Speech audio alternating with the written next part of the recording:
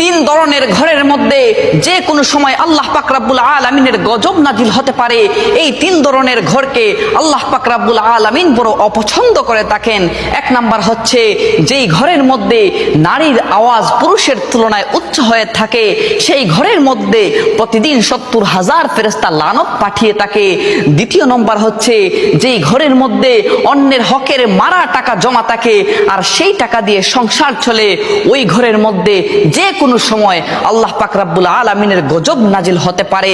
আর তিন নম্বর হচ্ছে হযরত জিবরাইল আলাইহিস সালাম বলেন, যেই ঘরের মানুষরা মেহমান আসলে অখুশি হয়, ওই ঘরের মধ্যে যে কোনো সময় আল্লাহর গজব নাজিল হতে পারে। যদিও নামাজ পড়া হয় ওই ঘরের মধ্যে, ফেরেশতারা সওয়াব লেখেন না, নামাজের সওয়াব লেখেন না। নাউজুবিল্লাহ। আল্লাহ পাক রব্বুল আলামিন এই তিন ধরনের বৈশিষ্ট্য থেকে আমাদেরকে যেন